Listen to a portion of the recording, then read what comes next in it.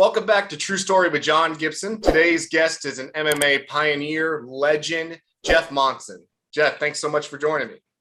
Yeah, thanks for having me. Yeah, again, my pleasure. Been a fan for a long time. I was just telling Jeff offline, this guy's in almost 60 guests. This is bar none going to be one of the most fascinating people I've ever had an opportunity to talk to. So I'm just really looking forward to it. And again, I appreciate you making time for me. Okay. All right. Well, I appreciate you having me on the show. Of course. Thank you. Well, all right, man. So with that kind of, I want to start on a couple career highlights. I just think it'd be such a remiss not to touch on some stuff, but I also kind of want to highlight maybe some things about you, maybe some other folks aren't quite aware of. So you really came on my consciousness way back in the day. I grew up as American wrestler, USA wrestler, wanting to chase that dream. So you were somebody a couple years older than me, not many, but you were killing it wrestling for like Oregon when you first kind of got on my consciousness. You guys won, I think, the Pac-10 or something. You had a lot of sort of success there, man. So I'd love to pick your brain and talk a little bit about your USA wrestling success, and then maybe ask kind of how that led to early MMA, because you were good. I feel like you could have gone Olympic ladder if you wanted. Yeah, I mean, I think so. I was in high school. You know, I didn't get good to my senior year. Then I walked on at Oregon State. Wow. So I had a couple years there, and then I won the Pac-10s, and then I followed my coach over to Illinois. That was his dream to be coach Illinois. So I was in the Big Ten, and I went to nationals twice. I won the Pac-10s, and I lost my match to place or to be an All-American. So that hit me hard, because I was like, you know, I want to. That's a big dream of mine. So I kept. You know, I went to grad school right away. I got my master's, and then eventually my doctorate in psychology. And I was going to the U.S. Open every year. But I was in Olympia, Washington, working full time. Had a wife, had 2 children, right, and full-time job. And I was, you know, working out with high school kids. You know, like maybe during the summer with some college guys, and trying to be on the Olympic ladder or the world team ladder, the top 6. And I'd go to the nationals every year trying to, and, you know, I think I won like 6 times, and maybe 3 times I lost the match to place. If I'd won this match, I would have been on the ladder, and I would have been happy with that. Because, I mean, but these guys, you know, I was competing against they're living in Colorado Springs. That was their job. They just wrestling. And I was like, I had a 40-hour week psychology job and a family, and I was doing this because I loved it. And, you know, I was paying to fly to these different tournaments and all this stuff. And I don't think it ever would have happened. You know, I think if I just dedicated myself to that, I definitely would have been on the ladder. So, you know, top 6 or whatever. I don't know if I would have been on the Olympics or the world team, but, you know, possibly, I don't know. But it wasn't going to happen being a part-time wrestler. So I just got lucky, you know, in the area where I was. Maurice Smith won the UFC title, and then legend. Maurice Smith, legend, and then all of a sudden these, you know, Chael Sonnen, Matt Lindland, Randy Couture. I mean, these guys are like right down the road, an hour away from me. So I started training there, and the rest is history. I was like, oh, okay, I'm not going to be the top wrestler, but I can be the top jiu-jitsu guy, or, you know, top fighter. So. Well, and you ended up you touched on 2 things I'm so glad you touched on right there. One, I'll stay on track, but then I want to circle back, is that, you know, with that, you know, you started fighting like 97, 98, your Team Quest, you had the opportunity to train with who ultimately became legends of the sport and stuff. But, you know, I don't think you get enough credit, because you started competing at high level BJJ in Abu Dhabi, like 99, maybe a little earlier than that. And you were pretty dominant quickly. You were a gold medalist, Pan Am winner. Like, I mean, for years, you really transitioned really well over to BJJ. I don't know what it was. It was just, you know, I had a really good coach up in Kirkland, Washington, Matt Hume, who's, you know. I've heard of Matt. Yeah. Yeah, I mean, he was the coach of Josh Barnett. He coached a lot of good guys. And I remember when I went to Abu Dhabi, the world the ADCC the first time in '99. You know, Yeah. I'd never competed in a world tournament. I'd never been out of the country. I'd never been I think I've been to Canada, Wow. but I'd never been out of the country besides Canada before. And you know, I go into the world. These guys are like, you know, 5, 6 time world champion jiu-jitsu guys, and I didn't know who anybody was. And he's like, "You got to take the guys down. Yeah, I'm going to show you how not to get subbed. I'm going to show you how to pass the guard, and you're going to win the tournament." And so when I went there, I was pretty convinced I was going to win the tournament. And he had a highlight tape of '98, and I started watching. We went to his house. We started watching it. It was just showing, you know, his highlights. It's showing all the subs and all that. Right. And he saw me go, "Oh," and he turned it off. He goes, "Oh, don't worry about this." So he knew it was going to mess my head up. So he didn't let me watch it. And I went there. I didn't even know these guys, Higa Machado, like Salo Rivera. I'm like, I don't know who these guys are, but they're like legends. And I'm like, yes, was able to win the world's, you know, win the world championship, like out of nowhere. But he convinced me, he showed me how I was going to win.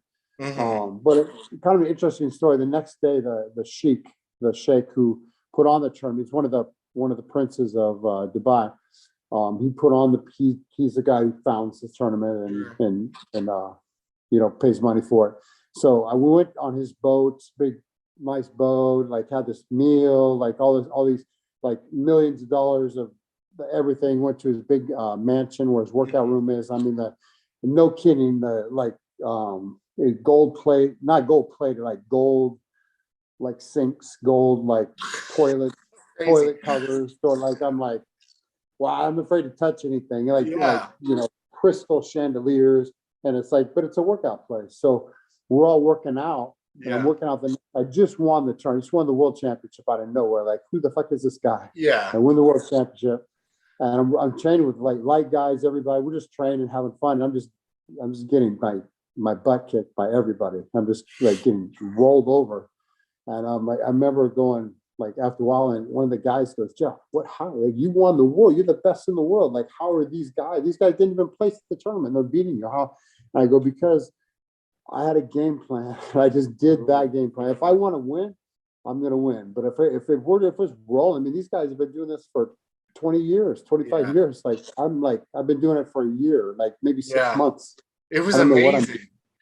Yeah. So I don't know. I just know I can do this, and that's it. And like, if I want to roll and have fun, they're going to kill me. So it's kind of funny.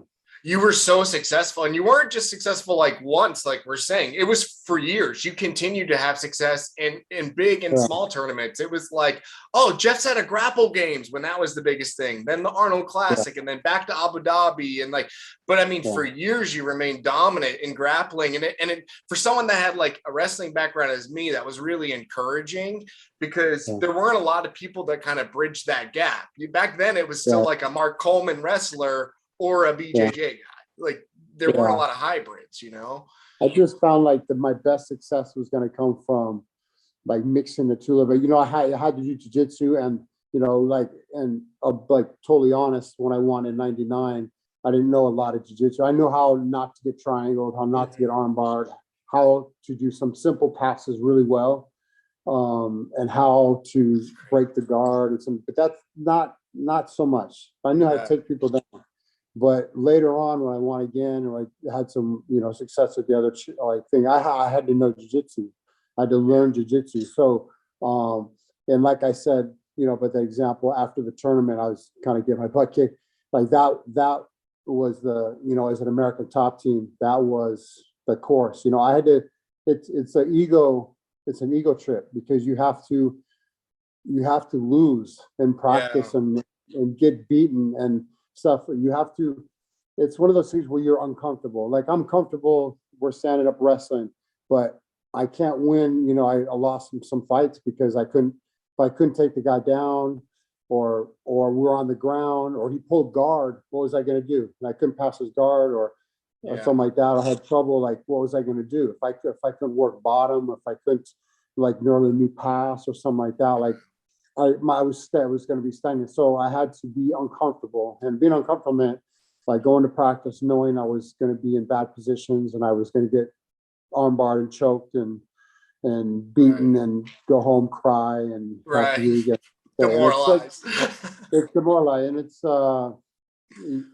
it's when you're, it's just one part of the game. If you wanna be better, you have to lose at some point. You know, practice or whatever. So. Do you attribute that mentality to like early mentorship, or is that just something you feel like you kind of developed on your own just through your own experiences? I don't, I hate losing. And and it was one of those things where I was, you know, there are a lot of things I could have done better, a lot of ways I could have trained better, a lot of things I could have listened more to my coaches. But the one thing that I did well is I understood that I had to be bad at something for a while to get better at it, or to go into like positions I didn't like to be in. Otherwise, I was just never going to get better. So. Well, you're open to growth. I mean, and that sounds like, I mean, that for sure that transcends to like not only your physical nature and your athletic nature, but like just your nature. I would say your human nature. I mean, you touched on something earlier that again, so I grew up in foster care. So like for me, I've had social workers and things in and out of my life and all these different experiences, and I've had a great life, end to end, no complaints. But I have a value for people who were in the system or around the system, especially those who volunteered their time to contribute. So when I learned early on, you graduated with like a degree in social work, and you gave back and worked with youth. And even to this day, you still do it in different regards, the same regards to coaching and stuff. That endeared you to me, you know? So I would love to just learn more about like why you chose that, and just some of the experiences you've had over the years, because, you know, you present obviously as this tough dude exterior, but like there's so much more to you. And I think it's important that, you know, people take some time to learn. Well, you know, I've had a, like you said, you've enjoyed your life. I've enjoyed my life, and I've had I've done a lot of mistakes, a lot of things I wish I could take back, but I've had a lot of good experiences. I met a lot of great people. I've been able to travel the globe, like literally. And like I wouldn't take that back for anything. I love the experiences I've had and the opportunities I've had.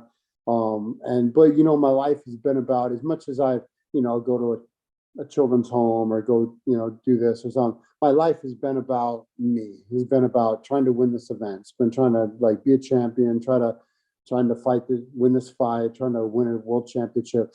And now, you know, I'm living in Russia, and I've been given the opportunity because of, you know, being like notoriety and stuff like that, especially here in Russia.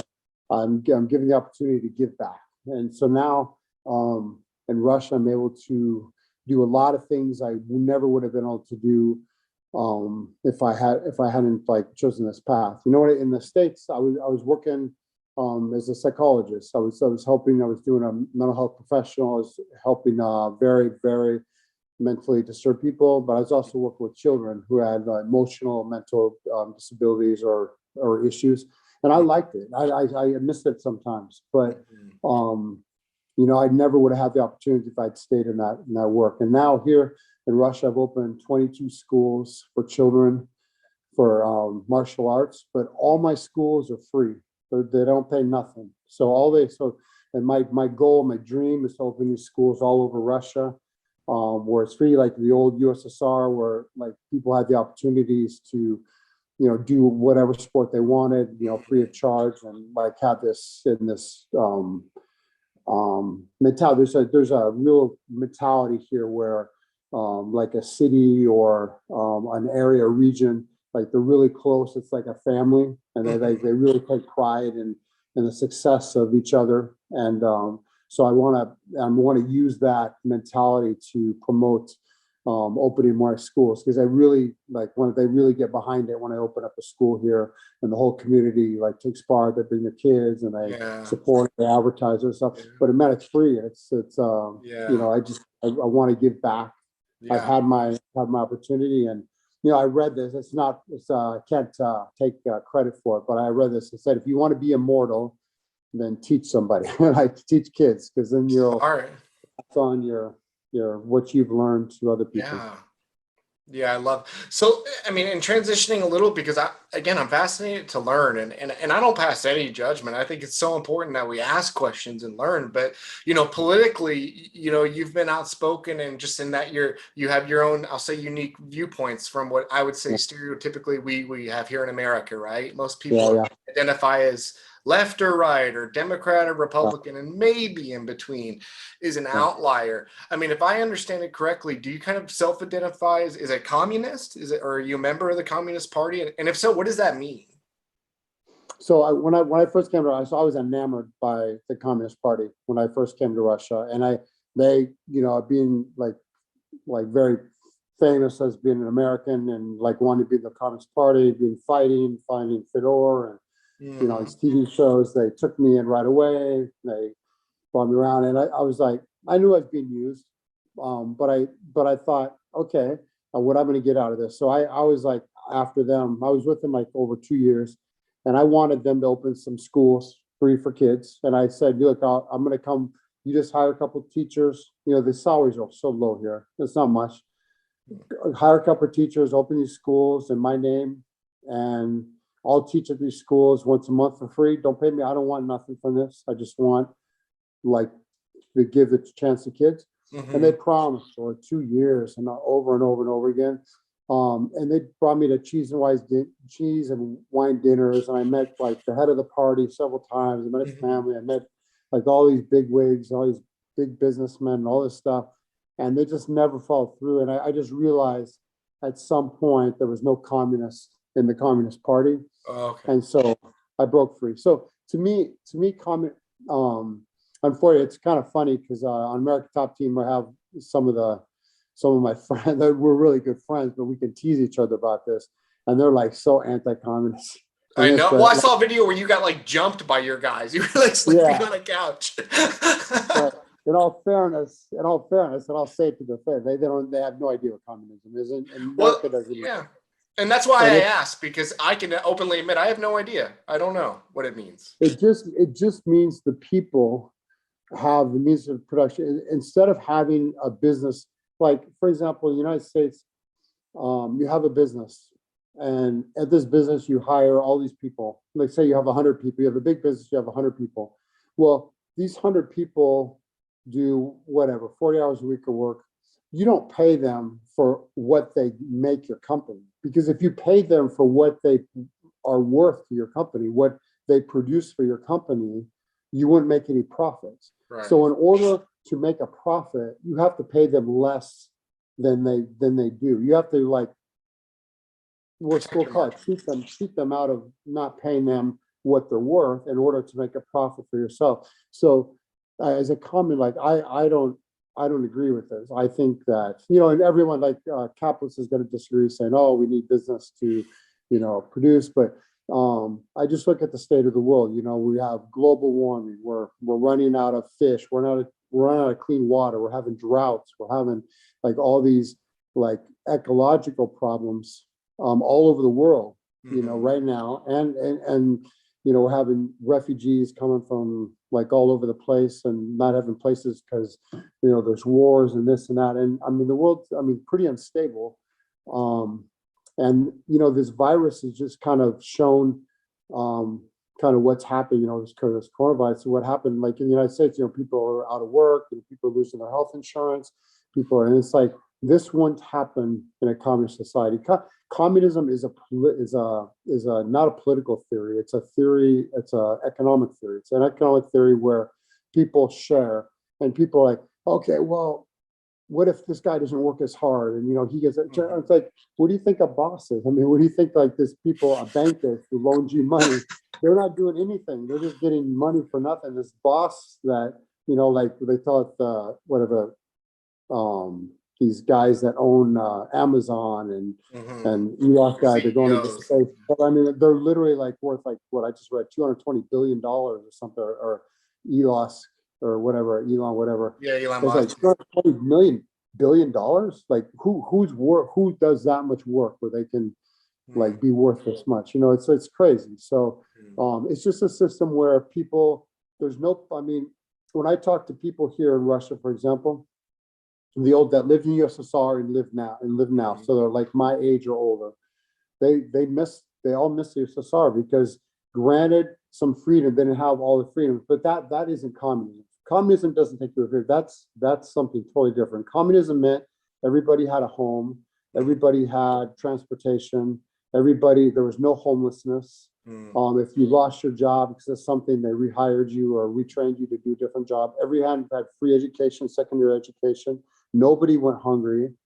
These and because you didn't have to worry about those things, there was a sense of like community, and that's what they miss the most. It's not that they miss so much. Of course they miss like the security, but what they miss, everybody tells me the same thing. They miss having this, instead of like trying to fight my neighbor for getting this job, or fight my neighbor to get this apartment, or fight my neighbor for this. Like there was a sense of community because we didn't have to worry about these things.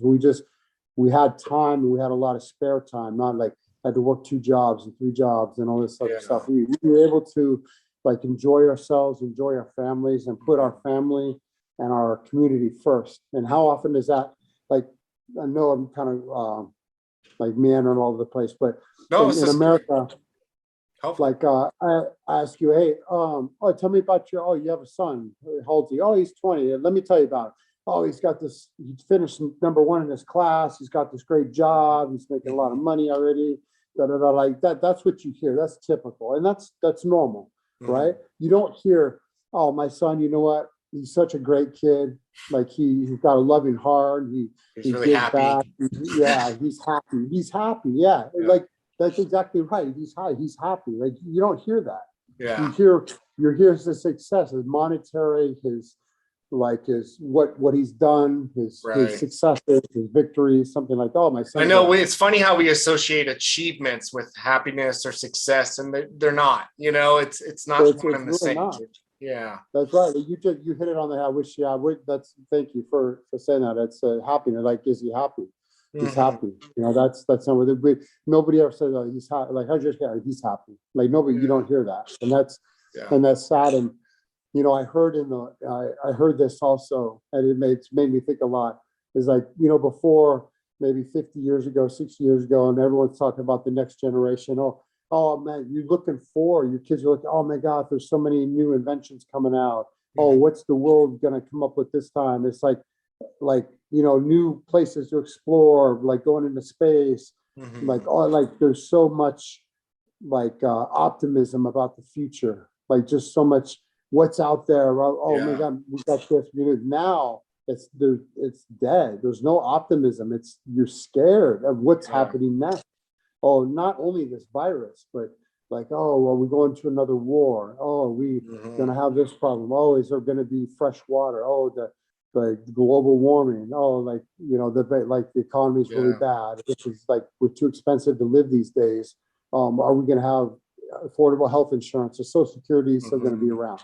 That's the reality. Like we're scared of the future. We're not optimistic anymore. We're scared of the future and hoping that I can survive. And that, to me, that's capitalism. That's I don't want to get on a political tyrant here, but that's the opposite of what I'm talking about. Like under communism, where you produce for need, you don't produce for profit, and that's the bottom line.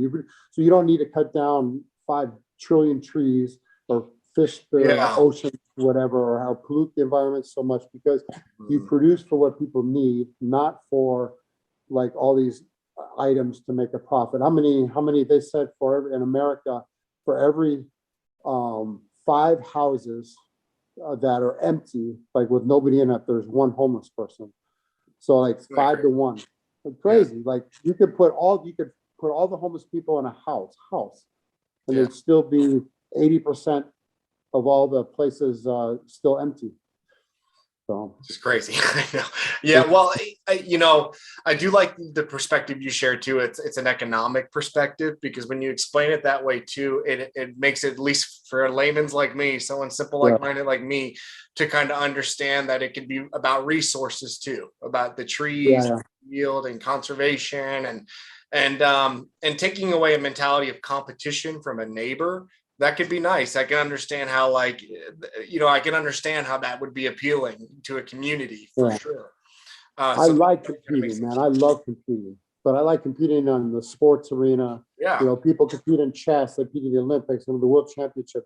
Why should we compete when we're human beings? We're smart. We send people into space. Yeah. We're intelligent. We can make inventions. We can do stuff. Mhm. Why are we competing over fish and water and Resource. land, Yeah. stuff like this? And like, why are we like? Because it's a life or death struggle. Like, we have a lot of people in this world that, like over half, according to the UN, don't even have enough to eat every day, like have less than they need to eat, over half. So why are we, but we have enough food. So why are we competing for stuff? It's just, I don't know. It's hard to enjoy what you have when you understand that people out there don't have. And, another thing that you're talking about, intelligence. Intelligence isn't like reading all the newspapers, reading all the information and like knowing what's going on. That's helpful. But like the highest form of intelligence is being able to understand your neighbor, understand other people in the world, like be on their level and empathize with them. Yeah. Have empathy for them, because you understand what you feel what they're going through. And I think that is really the highest form of intelligence. Not thinking about it or reading about it and then just like brushing it off. Yeah. Like, I don't know, Well, Yeah, I agree. I totally agree. And that's like that's what makes people connect on a human level, and more than intellectual, but emotional as well. And I agree. You got to be open-minded to have that kind of a connection and to pursue that. One thing, since we're sort of talking about it in a political perspective, and I hope I can find this video, but man, I want to pay you such a huge compliment. I didn't know if I'd ever get the opportunity to talk to you, but I saw a video come across my feed on Facebook or something, probably 2 years ago. But man, you deserve such an applause. You were at some sort of a rally, and it was a peaceful protest. It appeared to be, until it wasn't. And a gentleman cold-cocked you, nailed you ridiculously, and you had such restraint. You had every right to defend yourself.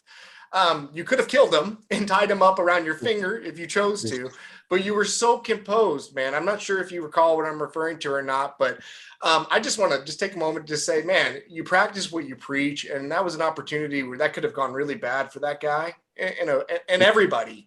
And you practiced a lot of resolve and restraint there. And I mean, can you share a little bit about that incident? That's crazy. Well, it was in Florida. I was living in Florida at the time, and it's at that El Margo or whatever, where Trump lives. Okay. Area. And so it was basically it's when he was going up against Hillary Clinton to be president of the United States. Okay, so a few years and back. So it was it wasn't a pro Hillary rally. It was like it wasn't even an anti-Trump. It was like more of a, we don't approve of like these choices kind of rally. Yeah.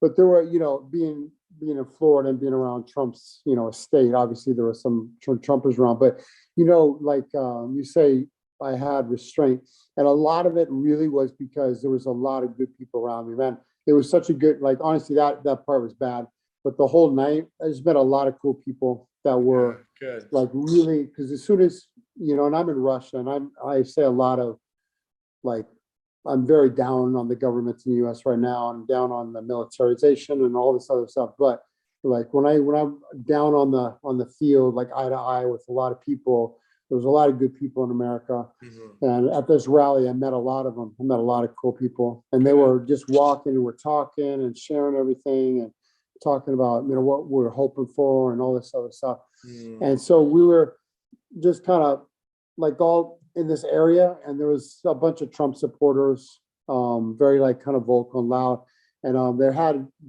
one of the guys had a megaphone, and so we're just really just kind of lined up and just talking amongst ourselves, and some once in a while doing chants blah blah. I forgot what the chants was, but not supportive of some sure. Supportive make America free, or let's help each other or stuff like that. Yeah. And this guy had a megaphone, man. He was just coming to these women. It was probably in my little group, there's probably 8 out of 10 of us were, you know, out of every 10 people, 8 of them were women.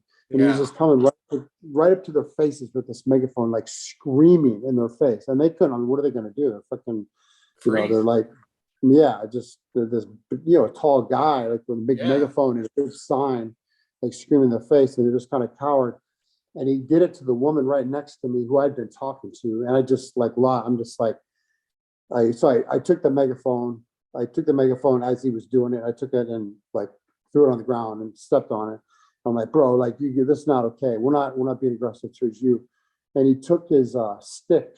He took the end of his, you know, make it a straight stick again and like hit it. He hit me with it and it like gouged my in the eye here, like above the eye, and just like started spurting blood. And yeah, just but you know, some people, I just, you know, I kind of went towards him. He backed off, and you know, it's not a deal. I didn't attack. You were very calm. Yeah, you were very calm. Yeah. You know, and the police, you know, like we have a million people out on the phone, and they just happened to see this, and because they were, and they showed the police. The police came and said they showed him like, and they go, "Hey, you're gonna press charges against this guy?" And I said, "No, I just, you got to make him go home and tell me to go home, and I won't press charges." And so they told the guy, "Look, you're not going to press charge, but you got to go home." And he went home. So, you know, I'm not gonna put this guy in jail over something like that.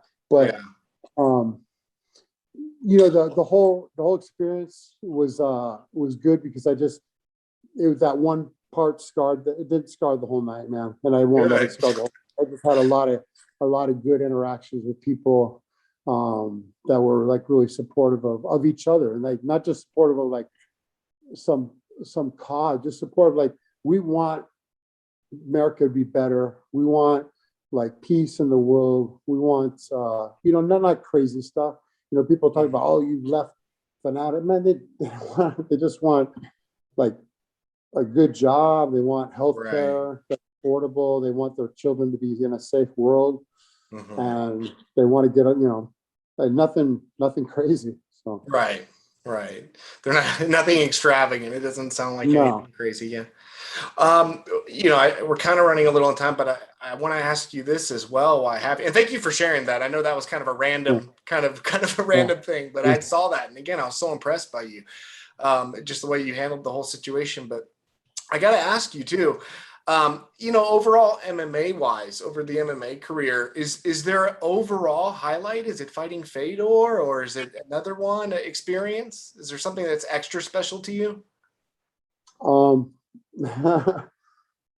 my most memorable fights are the ones I lost, unfortunately. Like Fedor was a big one I lost. Obviously my biggest fight was against you know, Tim Sylvia for the UFC title. I mean, the UFC title. And I had trained, I never trained harder for a fight. I trained 4 months every day. Really? Like, wow. Like so hard. Like I was in the best shape. And I just didn't fight well. And you know, I just didn't fight well. And it's like, I remember the fight vividly. Yeah. Hard pill to swallow. So the ones, you know, I had a couple of fights in Russia that, you know, where Vladimir Putin attended, and I just was like kind of a coming out that were more successful. But you know, that, like, unfortunately the most memorable fights in my career, you know, my most memorable events in my career, like grappling or whatever, of MMA is like and not is the losing, because it's like affected you more than the winning, which is kind of a bummer. So that, you know, but it keeps it from going to your head. But it also, are you happy with your career though? Do you feel like self-realized and satisfied? No, I don't think I don't done so much. Wow. I'm actually fighting on December 4th. In Russia? In Moscow, I'm fighting Alexander Milenko. Oh wow! I'll watch that. Yeah, but I'm fighting. It's on YouTube, and so it'll be free. But I'm fighting the bare knuckle fighting. Oh man. So wow. Okay. So I've had a couple of the bare knuckle fighters on. I had like Chris Lieben on recently and Yeah. stuff. And I had Baroni on recently too. Oh A couple yeah. of these guys. How do you feel, man? How do you feel about the preparation? I mean, this is different. It's different. And you know, I had there was, you know, not to make excuses. I had like like a long streak of like where I wasn't doing, you know, I was win, lose, win, lose, lose, lose, win. And that wasn't, you know, that wasn't me in my career. I like win more, like more often than not I would win, but Mhm. had some just downtime. And I think it's just I wanted to compete so much and I was injured. I was just not healthy and I was traveling from the US to Russia, whatever the reason. Mhm. I wasn't prepared for every fight, like physically or mentally. Mhm. And it took its toll. You can't just will yourself to win against good opponents at that Yeah. level. But saying that, I'm preparing really hard for this fight, and Mhm. it's a different transition. But I like, and you can tell if you talk to Chris. Mhm. Yeah, I trained with him actually in Oregon when he was part of Team Quest 2. Yeah. And I'm gonna fight a lot like he fights, man. Just a lot of like grinding up kids. It's not boxing. It's not bare knuckle boxing. It's bare knuckle fighting. So you can clinch. You can Mhm. like like grab their head. You can do a lot of stuff. So Mhm. if it's just a boxing match, it's one thing. But if bare knuckle, it's a lot more applicable, a lot more realistic for me to be successful at a bare knuckle fight than a boxing match. So Mhm. saying that, I'm training really hard for it. Wow, I can't wait to see it. And honestly, like I would I shouldn't say that. Yeah, I'm rooting for you. I can't wait to see that fight. Yeah, I can't wait to see that fight. That'd be some sweet retribution there, and that'd be great. And bare knuckle is so exciting. I mean, it's so dynamic and it's as close to a brawl as we're ever gonna see. Yeah, And it they takes, don't normally yeah. don't go the distance, you know. So No, just no, no, no. Yeah. It's they're so exciting. Wow, man, you have such competitive fire. That's amazing. Yeah. So I mean, other than just preparing for that, and then I promise I'll let you go. What other things are you doing just kind of stay in shape? I know that you lift weights and do kettlebell stuff. Is that still, do you still kind of do that sort of stuff, or is it yeah, I just do kettlebell. Like I mean, before I had this fight come up, I was working out like once a day, most days. You know, I mm-hmm. run like I do. You know, I live in an apartment here on the 10th floor, so I run the apartment, the stairs up the Oh wow. apartment. Some days I do, you push the car, Wow. do, obviously I teach class for jiu-jitsu, so I Yeah. train with the guys and stuff like that. So it's always different. And I mean, I tell people that are like, well, what do you do? And I say I do different stuff. Honestly, sometimes I go to the gym at 11 at night and just lift weights for an hour. And it's, to me, that's like a peaceful, it's not a dragging myself to the gym. It's like I look forward to it because it's my, put on the music, it's my time alone. I Mm-hmm. can lift weights at my pace and there's hardly anybody in there. And it's like my time alone to think and stuff. So it's not a grueling, thing to do. And Yeah. sometimes I do that. Sometimes I like training with the guys doing jiu-jitsu, and now I'm boxing. So I'm at like in an actual camp. So it's Mm-hmm. I missed that. I really missed it. It's grueling and but emotionally and mentally, it's really nice to have again, honestly. Kind of have the structure. Yeah. Yeah, man, it's Yeah. inspiring. It's awesome. You keep going. It makes me want to keep going. It really is. Um, Jeff, thank you again. I know I hit you with a lot of random questions, but you're a fascinating guy. And I really do appreciate this so much. And I hope we can do it again too. I will certainly be watching December 4th. And I'll do everything I can to help promote the fight too. Oh, thank you so much. I Awesome. appreciate Thank it. you so much, Jeff. This is True Thanks Story. for John having me. Gibson, Jeff Monson. Yeah. Thanks.